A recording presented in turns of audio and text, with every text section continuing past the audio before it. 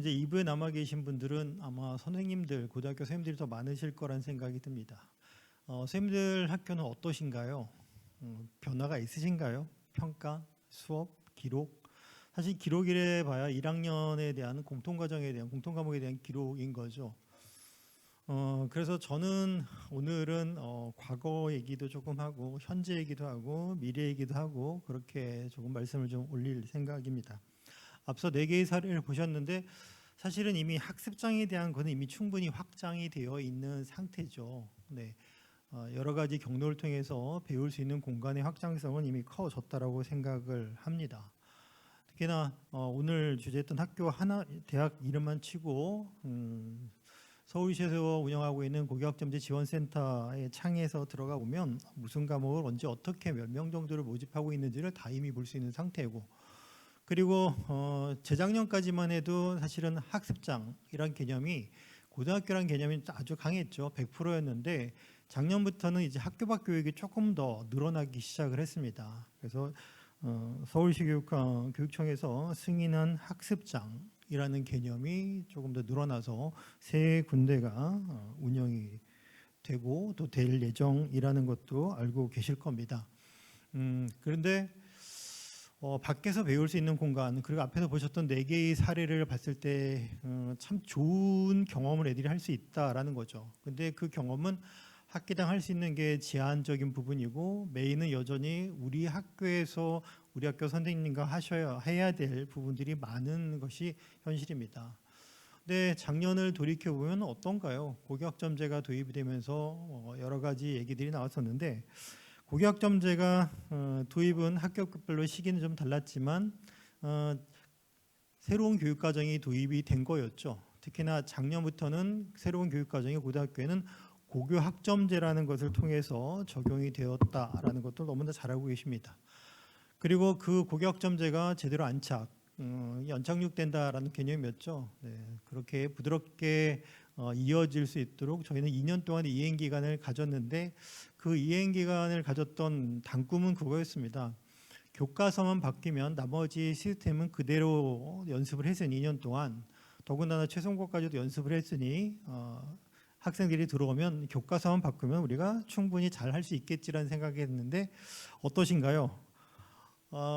생각의 지점들이 너무 좀 잘났던 게 좀 컸었죠. 네. 그래서 지금 화면에 보시는 것처럼 가장 큰 건 이제 평가였습니다. 평가가 이렇게까지 문제가 되고 학생들의 선택권을 좌우할 수 있고 심지어는 마케팅의 수단까지 될 수 있다는 것을 우리가 작년에 좀 알게 된 부분이었고요. 또 그리고 고교학점제라는 것을 운영하면서 보셨던 내용들이 사실은 이거는 뭐 좋다 나쁘다의 개념 아니었죠. 설문의 결과는 그런 건 아니었고 주체에 따라서 달라진 것도 아니었고 보고자 하는 내용들이 좀 달랐던 부분에서 이렇게 조금 차이가 좀 있었습니다. 그래서 그런 부분들이 있었는데, 특히나 이번 교육과정은 애들이 선택을 좀 자유롭게 할 수 있도록 더욱더 풀어놓은 교육과정이었는데, 그런 부분들이 평가가 가기 전에 또 평가기 전에 수업을 하기 이전에 선택권의 제약이 좀 있을 수밖에 없었던 부분도 있었습니다. 지금 보시는 이 OECD의 러닝 컴파스라는 부분에서 이전 교육과정과 달라졌던 점은 딱 한 가지였죠. 이전에는 맵이었다라면 이번에는 맵은 아니었죠. 학생들이 스스로 설계하고 찾아갈 수 있는 것을 조금 더 많이 용인을 해주겠다. 그리고 본인이 설계한 것을 충분히 잘할 수 있도록 지원을 좀 해주겠다. 그리고 제일 중요한 건 너야, 학생이야. 그래서 스스로 할 수 있어야 한다라는 것을 주지시키려고 했었는데, 사실은 그게 여러 가지 상황으로 인해서 그렇게 녹록지 않았던 부분들이 존재했습니다. 입학했을 때는 괜찮았죠. 하지만 지난 2학기에 본격적으로 과목 선택을 시작하면서 학생들은 대동소이한 교육과정을 가지는 자연결이 있었고, 인문계열의 학생들은 어떤 결심을 해야 될지에 대한 흔들림이 좀 있었다라고 생각이 듭니다. 그 중에 한 가지 요인은 이거였죠. 동일한 평가를 가지고 2개의 다른 기준을 적용을 하게 되는 거였습니다. 그리고 이수 기준이라는 것에 과목 출석률과 학업 성취율을 동시에 적용을 하고, 이 부분에 있어서는 사전에 행정적인 준비할 것들이 되게 많았기 때문에 선생님들이 학기가 개시하기 전부터 좀 지치게 됐었고, 그리고 학교에 개시하면서 행정적인 것, 시스템상의 문제였죠. 그런 부분들, 그리고 미리미리 정리를 좀 해야 되는 부분, 그리고 각 시도교육청과 각 학교들의 선생님들의 인식의 차이에 의해서 또 결과물이 또 달라졌던 일이 벌어졌습니다. 더군다나 여기다 5등급제가 적용이 되다 보니 자꾸 흔들었죠. 불안하다, 변별이 어떠냐 이런 얘기가 많았는데 실제로 한 학기가 지나고 나니까 그런 부분은 사라지고 그 다음부터 나왔던 마케팅은 그런 거였습니다. 과목이 대단히 중요해. 그래서 설계를 잘해야 된다라고 해서 꼭 진로를 설정하지 못하면 불편해지는 그런 세상을 만들었던 게 지난 학기였던 걸로 기억을 합니다.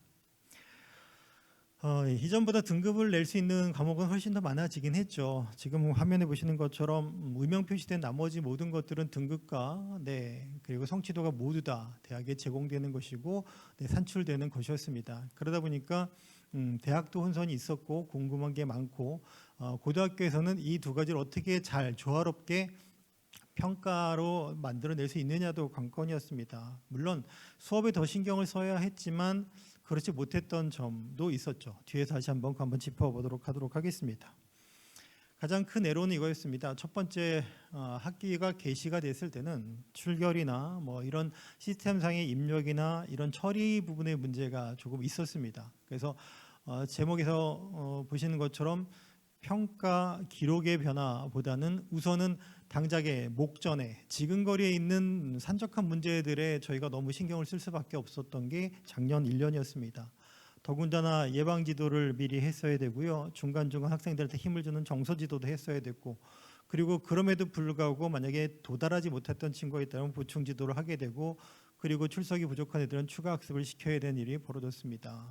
그럼에도 불구하고 1%는 되지 않지만 미수가 좀 발생했던 부분이었고요.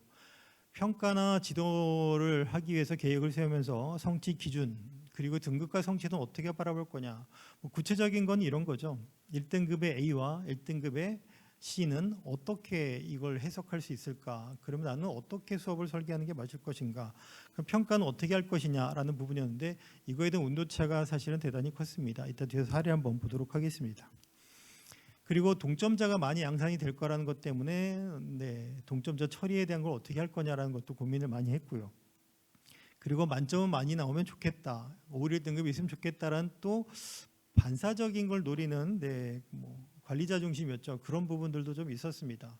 그리고 대학에 제공되는 정보 중에 하나가 이제 성취도의 별 이제 비율이 제공되다 보니까 어떤 비율이 가장 이상적일 거냐라는 건데, 혹시라도 이게 성적 부풀리기로 비춰질 수 있을 테니 그런 부분들도 좀 우리가 경계해야 되지 않겠냐라는 것이 있었는데, 이 부분이 모두 다 동일하진 않았습니다. 이따 뒤에서 보시면 아시겠지만 의외로 하향 편포된 학교도 있었고요, 아주 극값을 가진 학교들도 있었다라는 부분이었습니다.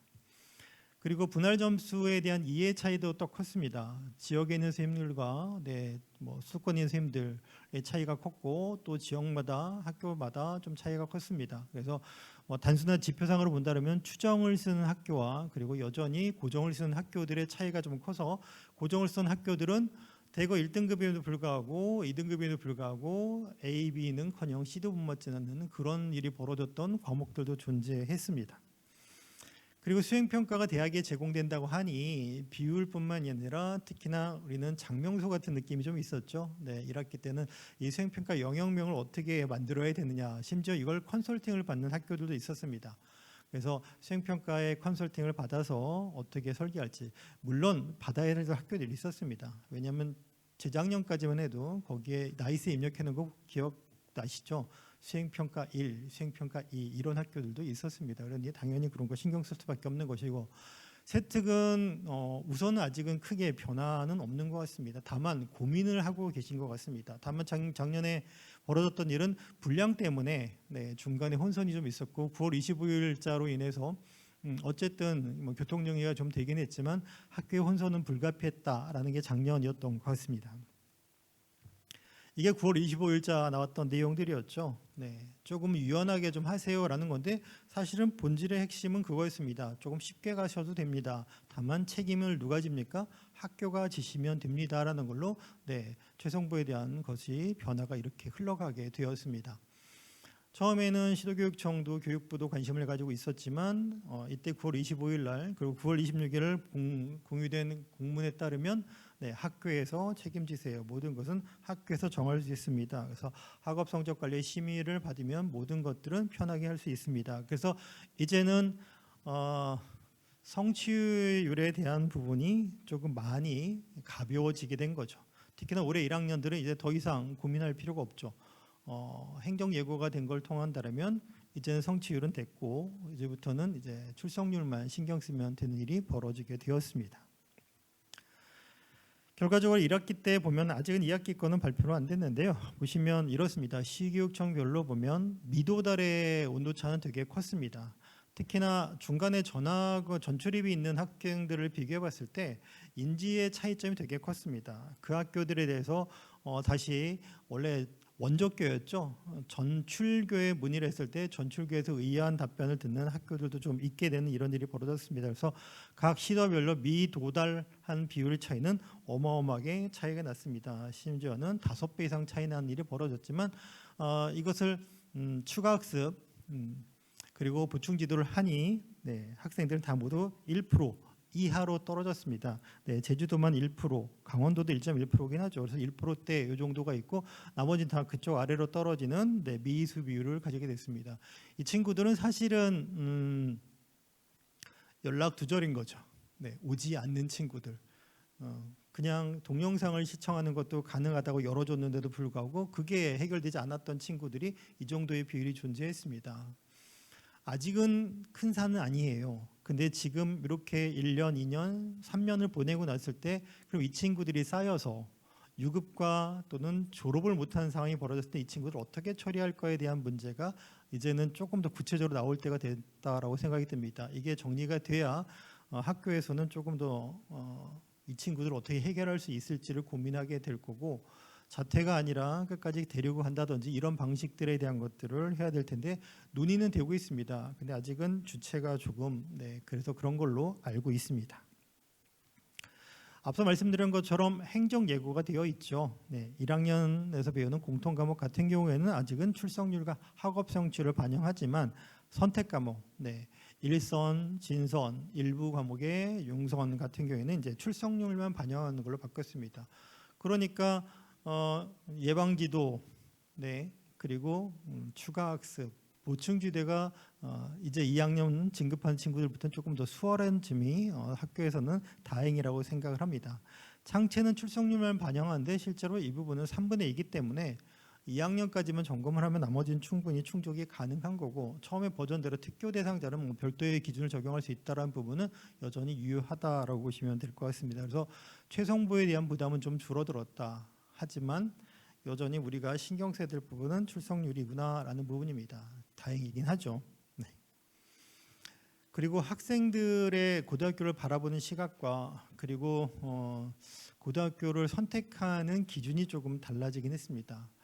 1등급을 받을 수 있는 학교를 갈 거냐 1등을 할 수 있는 학교를 갈 거냐 이런 것들에 대한 고민이 컸죠. 그래서 특히나 자사고 같은 경우에는 지원율에 대한 온도 차이가 좀 커졌습니다. 외고는 전반적으로 긍정적인 시각을 가지게 됐지만 자사고는 조금 차이가 있는 모습을 저희가 경쟁률 보고 좀 알 수가 있었죠. 근데 학생들의 고등학교를 선택하는 기준은 사실은 첫 번째 행에 있는 것처럼 이런 부분이었습니다. 근데 재작년부터 계속 나왔던 건 뭐였나요? 학생 수예요. 몇 명입니까? 라는 게 너무나 이제 커지게 된 거죠. 5등급제가 되고 학령 인구가 줄면서 예전에는 아파트 단지가 생기면 교육청의 민원은 여기 신설교였습니다. 학교를 신설해 주세요. 근데 지금은 어떤가요? 반대로 통합 좀 해주시면 안 됩니까로 지금 민원의 방향성이 좀 달라지고 있습니다. 왜냐하면 한 학년이 100명이 안 된 채로 입학을 하게 되면 공통 과목일 땐 100명이죠. 근데 선택 과목을 올라가기 시작하면 그때부터 이제 상황은 달라지게 됩니다. 그래서 이런 부분들의 변화가 있다라는 부분. 그래서 학교들은 인원에 대한 것들에 좀 봉착하고 있는 상태가 작년이었습니다.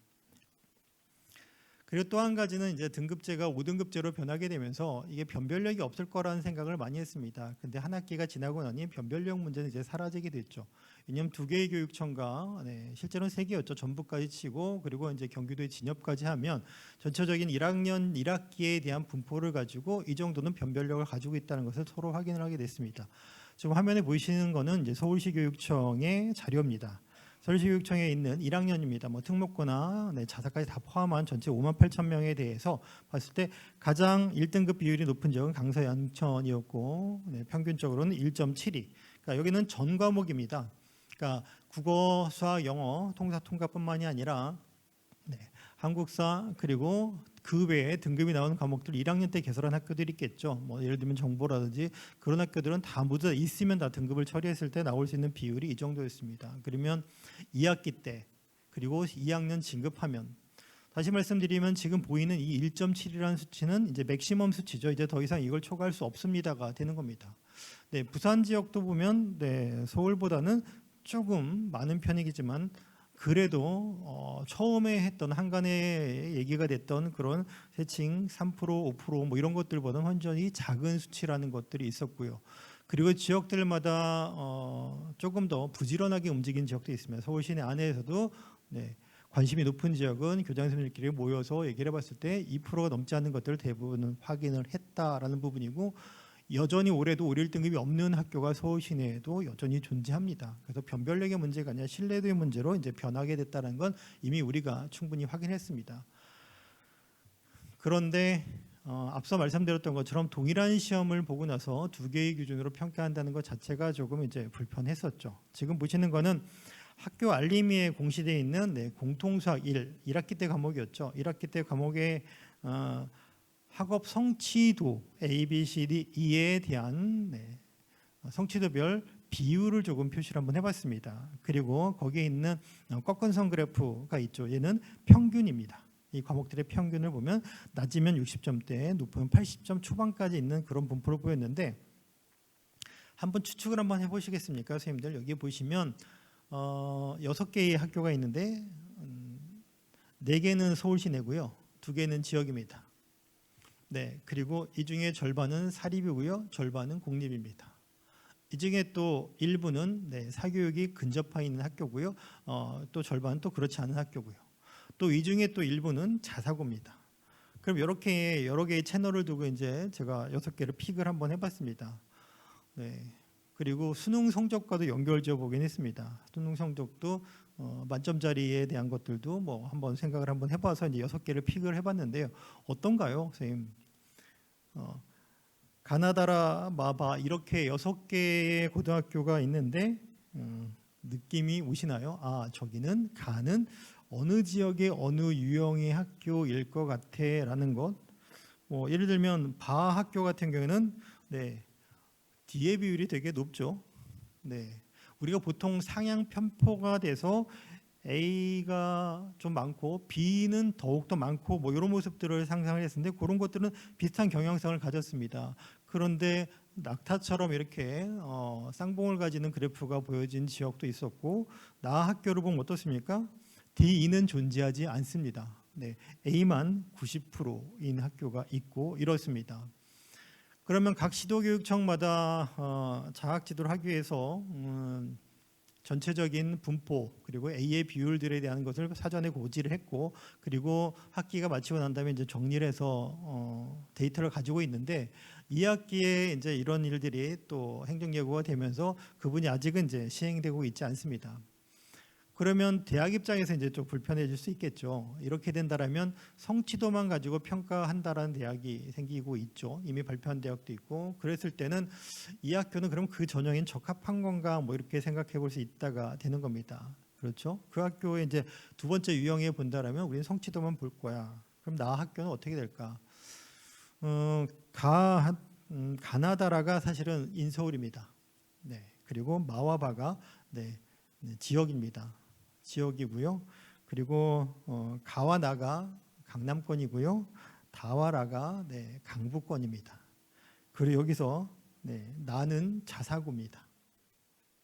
그렇게 보시면 대략적으로 이제 조금 약간 추측하셨던 게 가늠은 되시죠? 아, 내가 생각했던 거랑 비슷한가? 좀 차이가 있는가라는 생각해 볼 수 있는데 이제 이런 과목에 지금 저는 과목이 수학이라 수학을 알아봤지만 나머지 과목을 다 동시에 봤을 때 모든 이런 패턴이라면 이 학교가 또 저 학교는 저런 패턴이라면 뭐 대학 입장에서 신뢰롭게 할 수 있을 것 같습니다. 왜냐하면 뭐 모든 과목에서 동일한 분포를 가진다라면 그런데 이게 다 모두 다 서로 다르다라면 또 그러면 다른 호기심 또는 다른 결심 사항이 생길 수 있다라고 생각이 듭니다.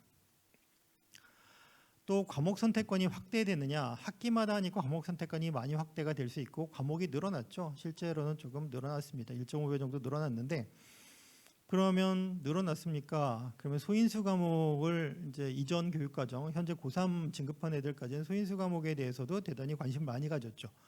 12명이라는 점을 두고 13명부터는 이제 그런 부분에 있어서는 선택권이 있었습니다. 그런데 그런 부분이 지금 5등급제가 되면서 10%입니다. 10%면 우리는 성적 처리할 때 반올림을 하죠. 인원이 되면. 그러면 5명이 수업을 들으면 10% 곱하기 5명 하면 0.5가 됩니다. 0.5는 반올림하면 1명이 되니까 5명부터는 등급을 내야 돼요. 1등급 하나, 2등급 하나 이렇게. 그러면 선생님들 학교는 어떻습니까? 소인수 과목이라는 게 지금 올해는 이제 운영을 하셔야 되잖아요. 작년에는 이제 신청만 받았고, 그럼 그런 친구들을 위해서 소인수 과목을 연 학교가 있으십니까? 소인수 과목이라는 얘기는 5명 미만의 과목이라는 뜻입니다.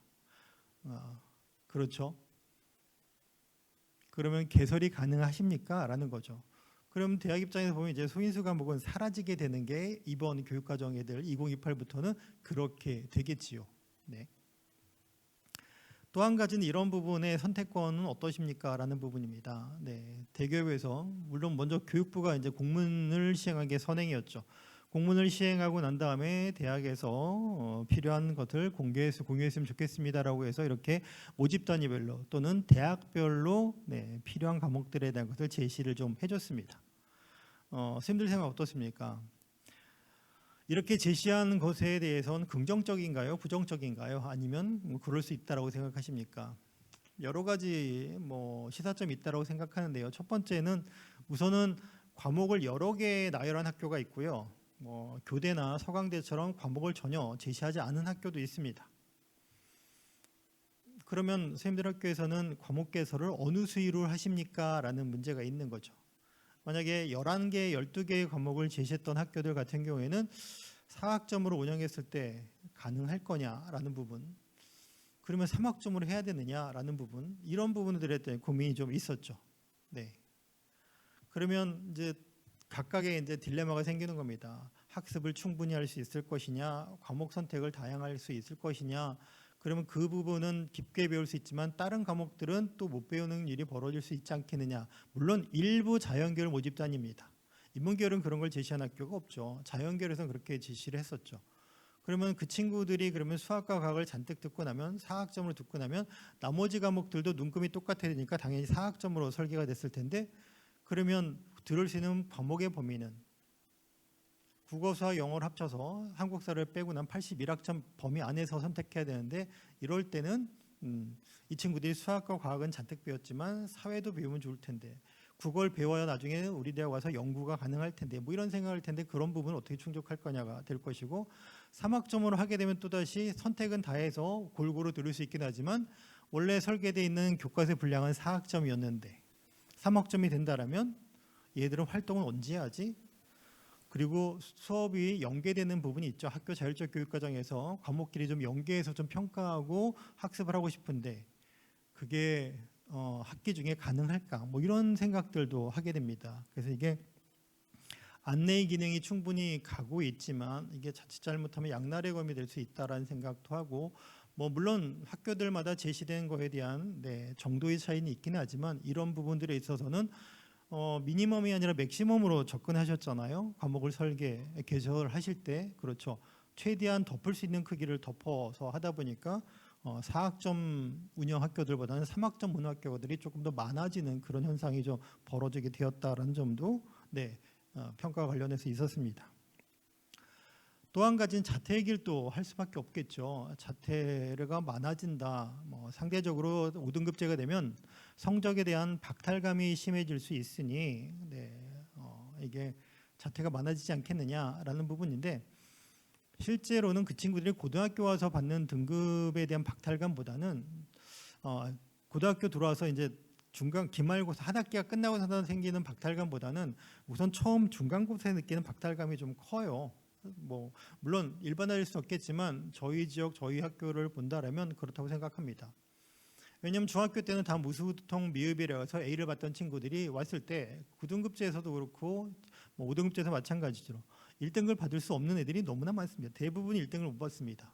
심지어 4등급까지 9등급제에서 5등급까지 6등급까지 내려간 일이 벌어집니다. 중학교의 차이가 크니까요. 그렇죠? 네. 그런데 그것을 감지하지 못한 채 그냥 5등급제로 밀어붙이는 건 조금 약간 말이 안 맞는다고 생각을 하는데요. 그래서 결과적으로 본다면 우려했던 것처럼 자퇴율이 높아지지 않습니다.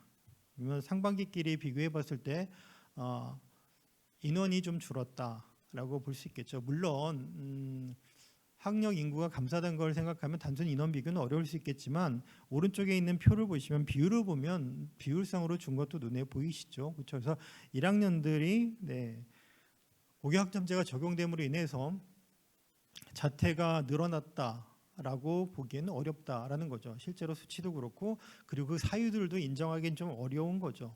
그리고 저희가 나이스에 입력을 할 때 사유를 입력하긴 하죠. 근데 그게 정말로 팩트를 입력하는 경우도 있지만 그렇지 않은 경우도 많습니다. 요청을 해서 그냥 부적응인데 그냥 검정고시 준비 뭐 이런 식으로 입력하기도 합니다. 그러니까 이분이 명확하게 데이터를 DB를 만들기 좀 어려운 부분이지만 어쨌든 다른 건 다 알 수 없는 거지만 딱 수치 하나만 본다면 늘진 않았구나 이 정도까지는 생각할 수 있을 거라는 생각이 듭니다. 고교학점자는 그러면 긍정적인 변화는 있느냐라고 봤을 때는 책임감과 참여도는 소폭 증가했다고 생각합니다. 물론 모든 애들이라고 보기는 어렵습니다. 하지만 모든 애들 조금 비율상으로 본다면 책임감을 가진 것은 학습보다는 출석이었어요. 출석에 대한 거는 1학기 때는 그런 부분이 좀 긍정적으로 작용하긴 했습니다. 왜냐하면 아침에 와서 조회만 하고 갈 수는 없는 상황이 돼버렸으니까 그런 건 맞죠. 그리고 일부지만 학업에 대한 책임감이 좀 증가한 것도 볼 수가 있긴 했습니다. 그런데 이제 성취율 떼지고 나면 또 어떨까라는 생각도 들긴 하는데 어쨌든 하나 찝는다면 긍정적인 변화는 이 정도로 볼 수 있을 거라는 생각이 듭니다. 선생님들의 평가에 대한 부담은 감소하진 않았습니다. 동점자라는 것 때문에 더욱더 선생님들은 그랬죠. 요즘은 출제를 하고 나면 학부모님들이 다 풀죠. 그리고 요즘 앱이 너무 잘 발달돼 있어서 앱으로도 다 풀 수 있습니다. 그래서 그걸 보고 난 다음에 북을 올리시는 분들도 계셨죠. 그런 부분들이 이제 있다 보니까 선생님들이 키우고자 하는 성장을 시키고자 하는 성취를 시키고자 하는 부분도 고려하지만 그것보다 더 걱정을 하셨던 거는 출제 오류를 좀 막아야 된다라는 생각이었고 그리고 1학기 때는 정말로 여유롭게 출제하기는 좀 어려운 왜냐하면 행정적인 일들이 너무 많아서 그런 일들도 좀 있었다라는 게 현실이었습니다.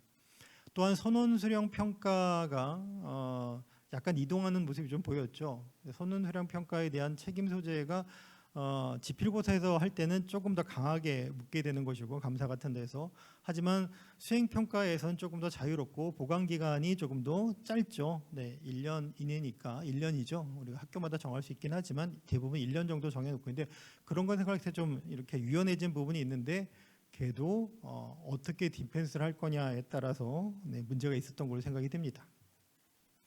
그리고 이건 아직 벌어지지 않았지만 이 얘기도 지금 진행이 되고 있죠. 생활기록부에 부정적 기록이 가능할 거냐. 왜냐하면 교권 침해 같은 경우는 쓸 수 있다라는 얘기를 계속 논의를 하고 있는 상태인데 그러면 데피니션이 문제가 되는 거죠. 어느 수준을 교권을 침해했다고 할 수 있을 것이냐. 어느 수준을 수업을 방해했다고 볼 것이냐라는 부분이 사실은 아직은 정확하게 디파인하기는 어렵다라고 생각합니다. 그래서 조금 더 지켜볼 필요가 있다라고 볼 수 있을 것 같고요. 이제 정리를 해보면 작년에 저희가 했던 거는 사실은 고등학교는 졸업하는 게 어떤 의미가 있느냐. 시행령에 나온다면 고등학교 유형은 존재하고 고등학교 유형에 따라서 각각 운영하는 목표들이 존재합니다. 근데 작년에는 우리 학교의 유형대로 애들을 길러내는 것보다는 아래쪽 애들이 미도달이 되지 않도록 미수가 생기지 않도록 하는 거에 더 힘을 쏟았지 않느냐라는 그런 약간 소회를 좀 받길 수 있을 것 같습니다. 올해부터는 좀 그런 게 좀 줄어들지 않을까라는 생각은 하지만 그래서 작년은 그렇게 효과할 수 있을 거라는 생각이 들고요. 또 올해 또 흐름 중에 하나는 대학에서 얘기하는 것과 저희가 얘기하는 것이 2028에는 조금 더 합이 조금 더 맞아간 느낌이 있습니다. 본질적인 것에 더 관심을 가지고 있다라는 느낌을 가지고 있는 거죠. 책을 잘 읽어야 되고, 그리고 생각할 줄 알고 호기심을 가져야 되고, 그리고 자꾸 본인이 스스로 계획하고 실천하고 의사결정하는 연습을 많이 해서 본인의 역량이 학업 역량이 아니라 세상을 살 수 있는 기반이 된 역량들이 길러지는 거고, 또 친구들과 동행할 수 있는 것이 이제 기본이 된 것을 이제 대학이나 고등학교가 더욱더 많이 바라보게 되는 것 같습니다. 특히나 수업에 대한 변화를 이제 더욱더 신경 쓰게 됐죠. 왜냐하면 교육과정이 외형적인 거는 이제 대부분 보통교과는 다 개설해 놨습니다. 모든 학교의 교육과정은 보통교과를 다 개설해 놨어요. 그리고 수능 과목은 다 학교 지정으로 개설해 놨습니다. 그리고 융선의 시점이 좀 다의 차이가 있는 건 있어요. 2학년 1학기부터 융선을 시작하느냐 뭐 이런 거에 대한 차이점이 있고, 시도교육청에서 승인 과목들이 많냐 적냐 이런 것도 차이가 좀 있지만, 대부분의 학교들이 이제 보통교과로 다 개설하고 있는 건 맞다라고 볼 수 있을 것 같습니다. 거기에 덧붙여 가지고 이제 한 가지 고민은 이거죠. 수업을 조금만 더 신경 써보자라는 흐름들이 더욱더 다시 한번 나타나기 시작하는 것 같습니다. 그래서 딥러닝이죠. 조금 더 얘네들이 제대로 좀 학습하길 바라고, 절차적인 이해, 암기해서 사용하기보다는 암기해서 따라하는 거죠. 선생님이 풀이를 수학으로 되면 따라하는 것보다는 개념적인 이해죠. 이해해서 활용하는 쪽으로 갈 수 있도록 좀 가야 된다라는 것 한 가지 하고, 그다음에 평가도 이제는 과정인 거죠. 더욱더 교육과정 기반의 에즈죠. 교육과정으로서의 평가로 가는 것을 조금 더 신경 쓸 수밖에 없는 그런 시점인 것 같습니다. 30분이었는데 제가 2분을 좀 오버한 것 같습니다. 제가 준비한 건 여기까지입니다. 네, 감사합니다.